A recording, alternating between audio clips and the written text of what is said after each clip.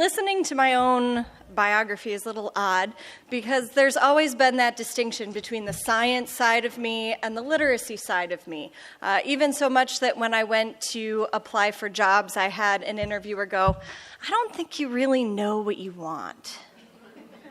Which is, to me, it all makes sense. They all really flow together. And to teach science well is to teach literacy well. And to teach literacy well is to give students the access that they need in order to get into the science, into higher science classes and into science fields in the future. But in my time as a high school literacy specialist, one of the things that I frequently noticed is that I had kids who could put sounds of words together, but they still didn't know what that meant. So they'd get into these science classrooms and they'd see these big, thick, meaty words, and they wouldn't know what to do with it. They wouldn't know what that meant, and then they'd lose out on the content instruction of what was really supposed to be being learned in that class. So I have spent a good amount of time digging into morphology research as to how to use these pieces of words to give kids more access to the word meaning, really so that they can get into that content instruction and really understand the concepts behind the language. Hold on. All right. So, my goals while we are here today is for you to be able to learn what research has found about the relationships between morphological knowledge and other aspects of reading, such as vocabulary, decoding, comprehension, and fluency. So we'll go over a lot of what's in current research studies, and then I want to shift that focus to what do you do in the classroom tomorrow? Like, what is the so what here, and what do we take forward moving away from the conference? So, in the first minute, if you look on your tables, I've given you multiple handouts. There's one that has a box at the top of it, and that one is kind of like a guided note sheet because some of what we're going to go through is a bit contradictory at different points in the presentation, so I wanted you to have a flow of what we're doing. At the top of that sheet, there's a box, and in that box, I would like you to write down as many words as you can think of that contain the root B-I-O, bio. I'll give you 1 minute.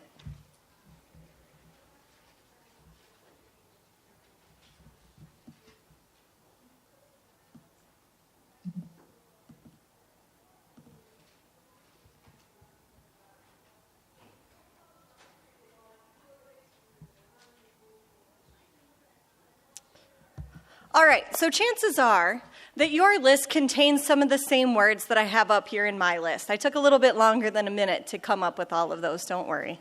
But then, as you start looking at those words, I've highlighted every bio in white, but if you look at all of those orange pieces, every single one of those orange pieces is also a morpheme or contains multiple morphemes. These are all multi-morphemic words that students will come across either in biology or in other courses that try and pull upon that same idea that bio means life, things like biography. We can go into medicine and even get into biome, biopsy, all of that. So when we look at these words, just knowing that bio means life gives you at least partial access to all of these words. It gives you a place to start figuring out what meaning is going on, what content are we really talking about here. So when we're talking about morphology, there's the two words that are really important for us to understand. First is morpheme, which is the smallest unit of meaning within a word. That really is just that the smallest piece. It's either one syllable, sometimes two syllables, up to three at the most, that tell us what the content of that word is. These can be roots or base words, these can be prefixes, and these can also be suffixes. And then morphology is really the conventional system by which these smallest units of meaning combine to form the more complex words. So it's the study of how do we put all these pieces together and do something with it. Morphemes come in a lot of different categories, though. So we have what are called free morphemes. These are words that can stand alone on their own. So we'll take the word earth is a free morpheme that is a content morpheme. It has a meaning that we use. and we build other words out of that. We also have morphemes that are free that hold function. So these are things like your prepositions, your conjunctions, and any of those words that hold a function within the sentence, but they're not necessarily where the content and meat of the sentence is. Then there's also the separate category of bound morphemes. These are morphemes that require you to put other morphemes with them before you get to a word. So if we take that free morpheme earth, we can add a bound morpheme of y at the end of it, and we get earthy. There are different types of bound morphemes. We can have prefixes that we put on beforehand. We can have the suffixes that we add on to the ending, and we can have the roots in the middle. And sometimes there's what we call a combining form, which is kind of like a root, but it changes a little bit from word to word. When we look at those suffixes, we have inflectional endings. These are things that don't change the part of speech. So when I'm going from run to runs, it's still a verb. It still holds that place of a verb in a sentence. And not using run, but if I use the word walk, I can add on ed. That's also an inflectional ending that keeps it as a verb, but changes that word slightly. Derivational suffixes are the ones that then change those parts of speech. So going from democracy to democratic, I'm changing things with derivational suffixes. So, just as phonics instruction gives students access to reading unknown words, morphology instruction provides access to understanding some of those unknown words.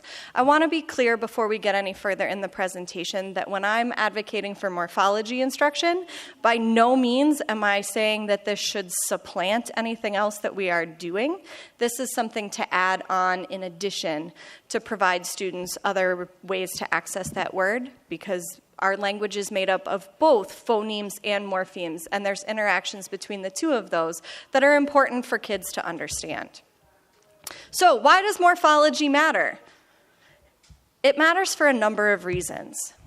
First of all, over half of the words that we come in contact with as adults are multimorphemic. They show up everywhere. Any sentence that you say, there's at least one word in there that has multiple morphemes in it. And most morphemes are not unique to English. So we've all talked about Greek and Latin roots at different points in our life, and there's a couple different languages that morphemes come from that influence English. But this isn't something that is unique to our language. Morphologically complex words are a marker of academic language. So as students are increasing in their grade levels, as they start getting into those secondary years, they're seeing more and more content-specific vocabulary, which becomes increasingly morphologically complex. So it becomes a more and more pressing need as students get older and grow academically. Measuring morphological knowledge, though, is a really challenging thing, because the body of research hasn't come up with one way that we want to describe this yet. So they call it morphological knowledge. They call it morphological processing. They call it morphological awareness. And in different studies, these three terms might mean the same thing, and they might mean different things. So sometimes morphological knowledge means just knowing the meanings of some of those roots, whereas processing is actually doing something with it. And then this awareness topic, this is the one that you see most frequently, and the awareness kind of combines all of that. And Carlisle, who's one of the major researchers in the area of morphology, defines morphological awareness as the awareness of morphemic structures of words and the ability to reflect on and manipulate that structure. So it combines kind of both that knowledge and processing. But then they split it out and they measure it in three kinds of different ways. One is morphological structural awareness, so knowing how those pieces work, knowing how I put endings on words, knowing that it doesn't work all the time. Then there's morphological analysis, so using those structures to try and figure out what the larger word actually means, and morphological decoding, which is when the morphemes really start interacting with our phonemes, and we have to know that a word like misheard is really misheard, two separate morphemes that also influence our syllable types, not just misheard, as we might pronounce it. So, How do we measure this, especially if it's so sticky? One example is to use those 3 different structures. So a study just done this year took morphological decoding, and they asked participants to read a set of words that have 20 common endings, and they controlled the variation of the root frequencies and the number of syllables. So they tried to account for different things that could influence your decoding, but then change the morphemes. They also then measured morphological analysis by giving participants the exact same set of words, but then asking them to match that to definitions. Could they figure out what the meaning of that piece was? And then they measured morphological structural analysis using some analogies to fill in a sentence. So like the example here, farm. My uncle is a farmer. Good. Okay? So once you start nailing down how in the world we measure this, then comes the question of what are all the different parts that actually make up morphology. And this is something that is still a bit sticky within the research. I'm going to show you what came out in 2015, but this also disagrees with other studies that are out there. So this group, Teagan Schacht-Schneider, took 136 native English-speaking adults enrolled in basic education classes and gave them 7 morphological tasks and 2 vocabulary tasks. They were trying to figure out, is morphology really just the same thing as vocabulary? Is this really just that we know words, or is there something else going on here? So when they looked at inflected versus derived, so when they were putting different types of suffixes on, they discovered that there really wasn't any difference. That can be measured by one factor. However, when you want to use real words or fake words, it's 2 different factors. So they're saying that you do this slightly differently, that meaning of a real word actually has importance. And then they measured, does it matter if that word is used in the context of a sentence or just on its own? And they said it doesn't matter. We process a lot of those things in the exact same way. So then they got to the root of the issue. Is morphology and vocabulary really just the same thing? And what they found is interesting. It's not one factor, so it's not just the same thing. It's not 2 factors. It's not morphology and vocabulary. That influence of non-words really changes things. And so this is something that makes a lot of the research that's out there kind of challenging to interpret right now, because some studies rely on real words, some studies rely on pseudo words, some studies use them both. And since we're seeing that those really are different things, they can be confounded in the literature. But what we really care about as teachers isn't so much, are these all the same thing, are these all different things? It's how do I use this to help students, and how do I push their reading forward? So what's important to us as teachers is some of those connections between morphological awareness and any of the other literacy structures and constructs that we use in our day-to-day teaching. So the first most important is word reading. It makes sense, right? If I'm talking about word parts, that should connect to my reading of whole words. So various studies have found that the ability to read a word root predicts the ability to read a derived word. So if I can read hydro, I can read hydrometer, more likely. Early word reading is predicted by phonological awareness. So this is in your primary grades, K to 2. But by 5th grade, that word reading actually becomes better predicted by morphology, and if students know those meaning units of words. Morphological awareness even grows up into college, to the point where 38% of the variance in college student word reading can be explained by students' use of morphology and understanding of morphology. And the relationship between word reading and morphology isn't only in one direction. It's not, if I know morphemes, I do better at word reading. There's an influence that goes the other way too. The better decoder I am, the more apt I am at using morphemes. So this again is a piece of research that's telling us don't just focus on morphemes, it's morphemes and phonological awareness. When we get into vocabulary, again, we've just talked about how these are different things, but the research there is a little bit shady. So it's challenging to tell the difference if someone knows a word because they know the morphemes, or if they know the word because they know the whole word. Like, I can know biology and biography and know the meanings of each of those words separately and not know the connection between them. However, many studies have found that these are actually separate constructs that may be correlated. In Fluency, however, there's a meta-analysis that shows that there isn't really an effect of understanding morphology on fluency. It sounds sad. However, remember that this depends on if we're using real words, fake words, only the parts, which construct I'm measuring. Everything's out there all muddled together right now.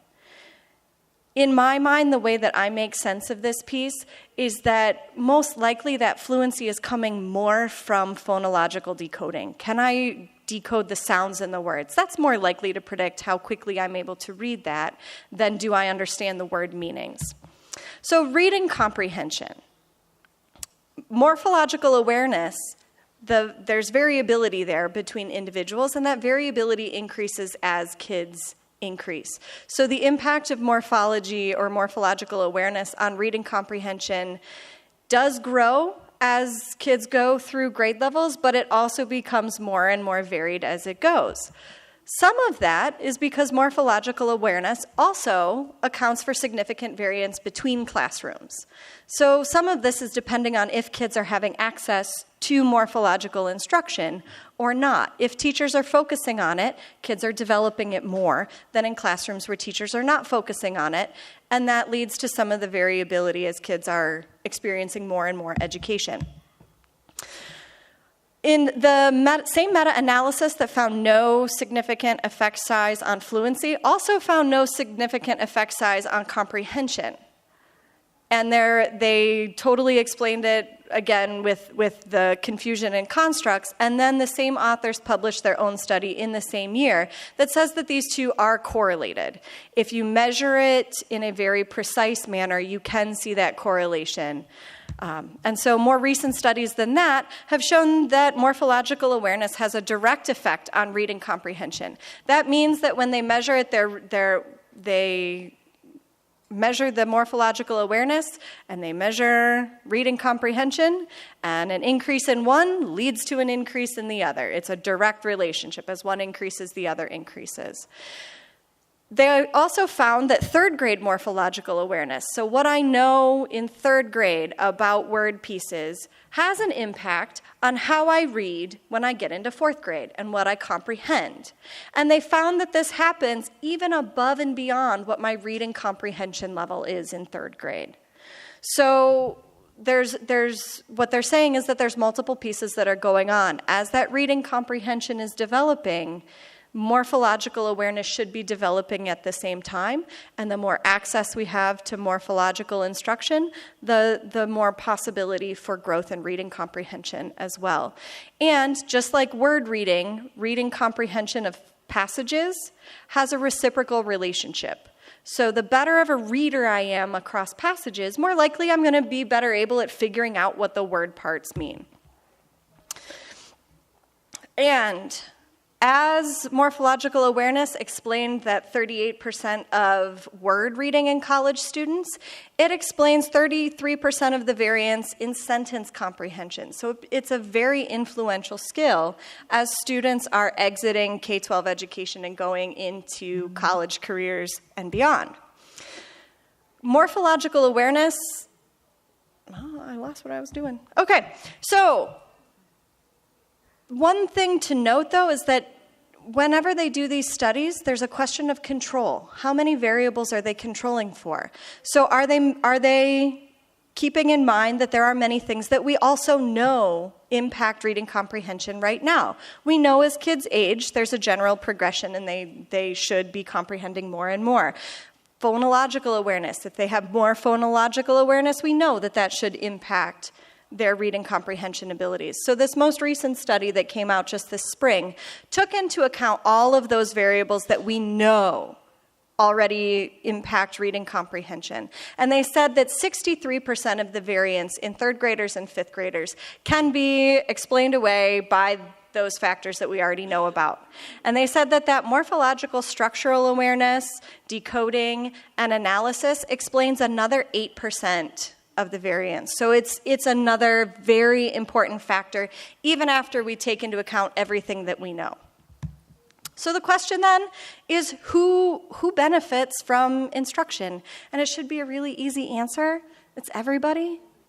But we'll get there. I'll give you the punchline ahead of time. So there's a developmental progression that happens. And in elementary, when kids are coming to us in kindergarten, there's already some of this language awareness that is going on. And primarily it's within inflectional endings, like kids know the difference between singular and plurals many times before they come to us. So that's telling us that their brains are already thinking about morphology. They're already manipulating word pieces. We just need to keep that process going, and we just need to give them more as they go. So there's also patterns of guessing that you can see in kindergartners when they're looking at words or when they're trying to fill out a word in a sentence, that they're relying on some of the underlying structures of how morphemes work within our language. And there's significant growth that happens between K to 2. This is happening naturally. In this study, this is what's happening naturally. They're not looking at an intervention here that is causing more growth. It's just what's going on with kids as they go through grade levels. And that impact of morphological awareness on word reading grows as students progress through the grades. As we said before, by grade 5, this becomes a more significant predictor of word reading than phonology. The caveat to that is that there is still a strong influence of phonological awareness. That doesn't go away. So as kids get into adolescence, morphological knowledge continues to predict a lot of variance, and it starts growing. It goes from 2% up to 9% of that variance as we enter grade 10. However, even in high school, there's a very strong impact of phonology. The words that are phonologically transparent are easier for kids to decode and say than the ones that are not.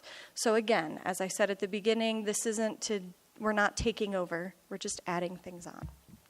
So I went through and made sure that I found studies that targeted some specific populations. One of them being English language learners, because since morphemes go across languages, this is something that could be very influential in trying to teach English language learners. So in one study, they took 5th grade Spanish-speaking students who were average word readers, but they struggled with vocabulary and comprehension in both of their languages. So it's not that they were very fluent in Spanish and they struggle only in English or vice versa. It's that they are struggling across both languages.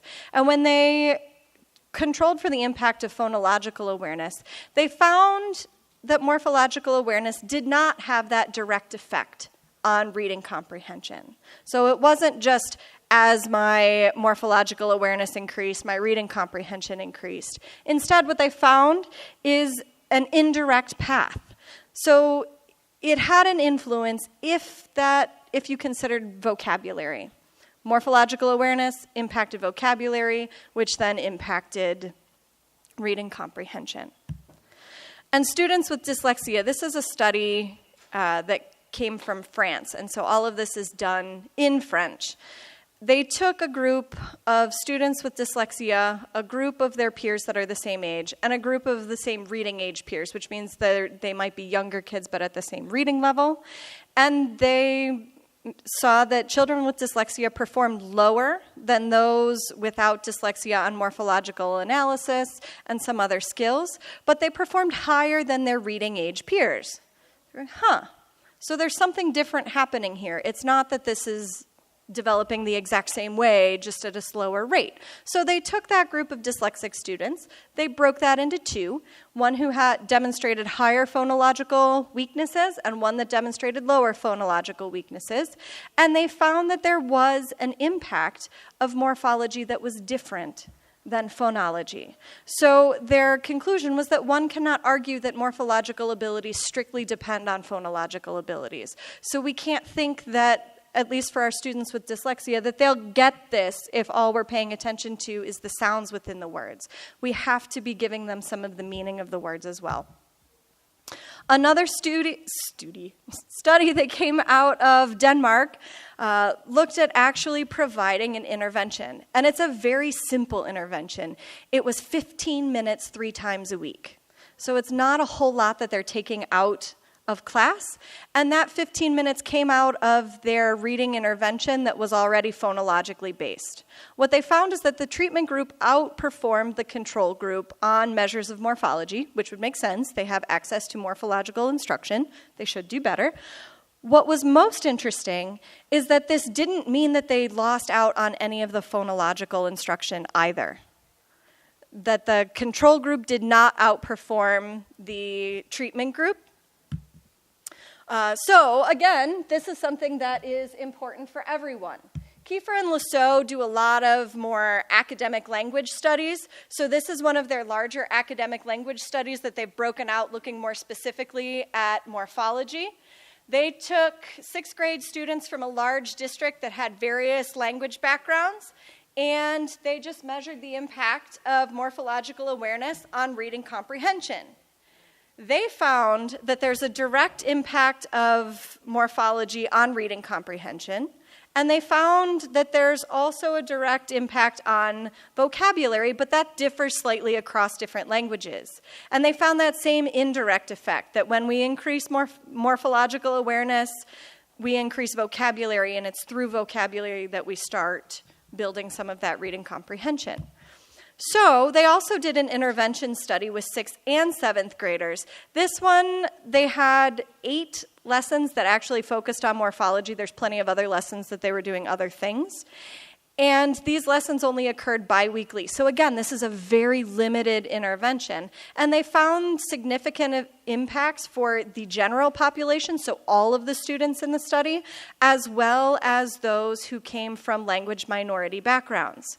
They also found that when they provided this instruction, while it did benefit everybody, larger growth was found for those students who are coming from minority backgrounds. So this tells us that when we're providing this instruction, if we do it in a whole group manner, we are targeting those English language learners at the same time as providing something for the greater group.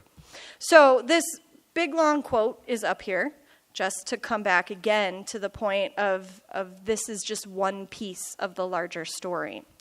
And I'm going to skip the turn and talk so that we can get into what we do in our classrooms. So you might be thinking right now, that's great, but I don't have time to be putting one more thing into my instruction. How do I provide this instruction without giving up anything else that I'm doing? And I have great news for you. The research has found that this is totally possible, that this is totally something that you can add into your instruction starting tomorrow and make a difference without a whole lot of effort on top of what you're already doing. They found that morphology instruction is most effective when it is combined with other interventions. So it's not something to offer on its own. It is something to add in as one more layer. Group size does not impact the effectiveness. So it doesn't matter if you're working with one student and helping one student to figure out words, or if you're working with your small reading group, or if you're working with your whole class at the same time. Also, the intervention length has not been shown to have a difference. So it's not that you need to spend an hour on this every single day. That's crazy. It's little bits over time are just as meaningful and just as impactful as longer chunks. So how do we choose which morphemes to teach? There's 3 factors that you should really think about: transparency, generativity, and complexity.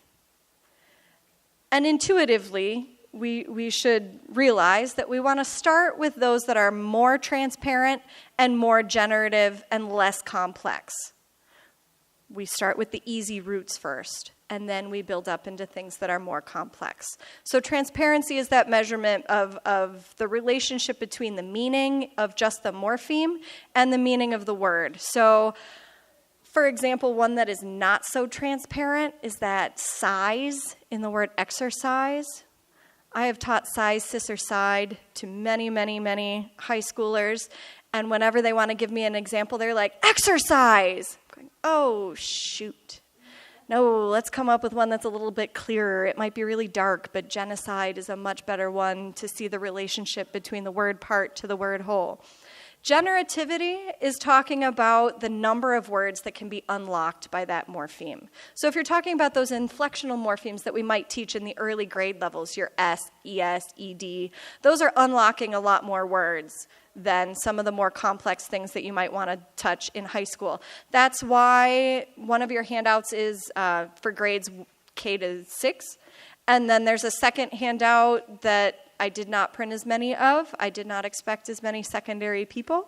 That is used for 7 to 9. There's still a couple more copies of 7 to 9. If anybody needs one, come see me. All right. Also, we have found that there are 4 approaches to morphological instruction that are research-based and shown to be effective. There are awareness of the structure, looking at the meanings of roots and affixes, looking at how do we actually do that problem solving, and then getting into the deep analysis of words. When we're talking about awareness activities, what we're talking about is breaking words into morphemes with kids. Some of this can happen on the spot. It can happen as you're doing a read aloud. It can happen as you're teaching a vocabulary word because it's something that's coming up in your next content unit. Saying, hey, let's look at the pieces that are in here. We're going to talk about hydrology in the next unit. What do you think that hydra means? And then looking and going, oh, there's all these other words that I've seen that in before. I wonder how they all play together. This can also be done in a more planful manner. So if you are someone who likes to have a word wall within your classroom, you can start having a wall of morphemes. What are those pieces of meaning that are actually building to bigger words within your classroom? That works better at a secondary level than it does at an elementary level. It's kind of like word wall 2.0. And then when we get into the direct instruction, that's that second one, the meaning of roots and affixes. We need to teach those directly because there are plenty of kids for whom it is not going to be immediately clear. When you see bomb and bombastic, it's not always clear that we're talking about that exact same root and that it has the same meaning in multiple places. So you can do this again on the spot, and you can do it in a more planful manner. On the spot, you're going to talk about, hey, here's this challenging word that we found. I'm going to model for you how I break it down, knowing what some of those word parts are. Here's the meaning of this part. The way to do that in a more planful manner is to think about the groups of roots as families. So if I take that same side, cis, or size example, all of those mean to cut out, basically, or to get rid of. So I can have kids start to draw like a root graphic. My roots all go down deep into the ground, so I might have the meaning at the top that this means to cut or to remove. Side, cis, and size might be 3 branches. And then we can start writing out what are all the words that I now have access to when I know those 3 roots. When I want to teach problem-solving activities, some of that is again, planful or on the spot. These are things that we can just bring up as we see them in our instruction, or things that we plan into units or plan into what we're doing. These are activities that explore how morphemes build word meaning. So that activity that I gave you right at the beginning of writing down all of the words that you can think of that start or incorporate bio is a problem-solving activity. Once I have that, then I can start exploring with kids, what's the meaning? And how do I use other words that I know to access morphemes in unknown words? Another great route to use for that same activity is trans. There's tons of words that incorporate trans that become very clear what the meaning of trans is across different words. What we're really talking about is analogical reasoning. So if trans means across in transmedia, Trans also means across in transportation. Creating new words. Moats gives us a great example in many of her works, where she talks about giving kids 3 columns. In one column, you provide a bunch of different prefixes. In the middle, you provide one root. And in the third column, you provide a bunch of different suffixes that we can use to build words across those 3 parts. And you ask kids to build words. What are all the words that you can find that you can build with a prefix and this root, with a suffix in this root, or with a prefix, a suffix, and the root in the middle? And then explore the relationship of meaning between all of those words. The analysis activities are really more on-the-spot things. These are more challenging to do in a planful manner because what we're trying to do is get kids to transfer the skills. We're trying to get them to use them in other settings other than just this root, just right now, in exactly this controlled manner that I'm giving it to you. So it's ways to talk to kids about accessing those meanings, to talk about how I decode unknown words. If I take that word abiotic and I break it down and go, well, I know a means not, I know bio means life, and tick is generally something that goes on the end of an adjective. So this must mean an adjective not having to do with life. Oh, it's describing things that are not living. So then I wanted to make sure that you had just a little bit of time that you could do a little bit of planning on your own. So you've got those sets of roots at your table. And if you need the secondary one, raise your hand and I'll try and run back the couple copies. Oh, there's more hands than copies. All right, I'll make it work. And brainstorm some activities in those 4 quadrants on the back side of your worksheet. So I want to make sure that we have time to open up the floor so that all of you may hear everyone else's questions and we can start dialoguing about the different parts. Transparency. So that sheet is roughly ordered. Oh, good. Okay. It came from a school district that had actually broken it down by each grade level, what they were teaching within the grade level. So if you go to the website that's listed at the bottom of it, you'll see how they broke it out by grade level. But because there hasn't been research that has said we should teach this part before this part or anything like that, I didn't want to give any of you a very prescripted set of this is what should happen in 2nd grade. Yeah, okay. Thank you. Yep. Good question. Anybody else? Questions?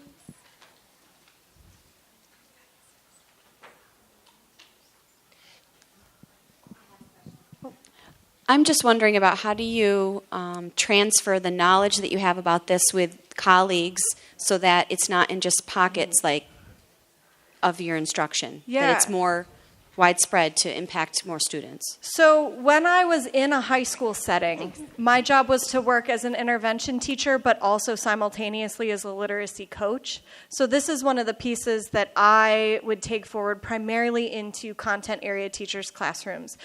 Having a science background, I can go in the science department and they sit there and they go, there's so many words, they don't know how to read the words. So that's a great place to start incorporating this instruction, is that it can happen in a science class. And it can really happen in a history class. And you can teach these word parts in math. Think of all the geometric roots that there are, hexa, hepta, all the numbers. Those are things that can really come up across the curriculum. It doesn't have to be housed in an intervention, and it doesn't have to be housed in an English class. So in my ideal world, if I could create a school on my own, I would most likely come up with what word roots we would like to address as a school across grade levels and break them up as to what is most appropriate to teach in which subject area, so it isn't falling all on the hands of one individual and really is being broken across all of the instruction. That also shows kids that these word-breaking skills and word-making skills do count in all of the subject areas, that it isn't that I read this way when I'm in English. It's that I read this way across everything that I'm presented with. Good question. Has some of that work already been done that you could reference for us? Not very clearly. So Again, at the bottom of that web is a school district that used this specifically across grade levels all the way up throughout their entire district, and that's one model that you can follow. The website is one school district who took it from another school district, and I contacted the district that actually put it all together, and they've moved away from this, and they're looking at language through more packaged programs, which is really kind of sad, because this was a great piece that they had put together. Thank you. Yep. Someone over here have a question? There was. Thank you. It's just a simple question. Will you be sending out the presentation to us if we provide the email? Because I didn't sign a sheet. And Ooh, that's loud. We decided that we'll be sending all the presentations to everybody. Yes. It seems like, I'm back on that first question. It seems like, as you said, Heather, what the message is this is going to help you. Yes. Teacher, this is going to help you because there's a puzzle in those words and the kid has to crack the puzzle. Yes. So, Totally. That's what people have to hear, that this isn't extra. Right. This is going to help. I mean, it might be kind of extra, but this is worth it because it's going to help you. Well, and in help my the mind, kids. I would also agree that it's not extra. This is how we put words together. This is how we understand words. So if we're talking in different content areas, those are the roots that make up the words and the language of that content area. It should be a part of the curriculum that we understand the words within each of the different content areas and how to build and manipulate those words. I agree. Great question. Yeah.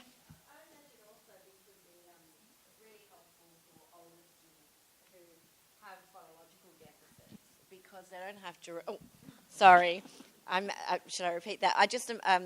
This would obviously be quite beneficial for the older reader who has phonological deficits, and so long words like biodynamic or transcription and so on can be very difficult for them to remember phonologically, and that's very difficult sitting in a science class. Or whatever class they're in, and having to remember that if they don't see it and write it and pull it apart. Did you come across any research that showed effects for that particular group of children with those deficits? Is there any work being done there? There is. I did not pull many of those specific studies because there's a lot of morphology research out there. It's everywhere. This is a big field of study. So I was trying to pull things that were very recent, very current, and might hit the majority of the population here. But some authors to look at, Kiefer and Lasso. I can go back a slide so you can see the spelling of that. Hold on. Okay, so Kiefer and Lasso do a lot of wider academic language intervention research, and they generally incorporate morphology, and this is primarily for older students who have struggles with one or more areas of literacy. That's a great pair of authors to look up. Thank you. Did I see another hand somewhere? Anybody else have questions? All right, thank you. Yes.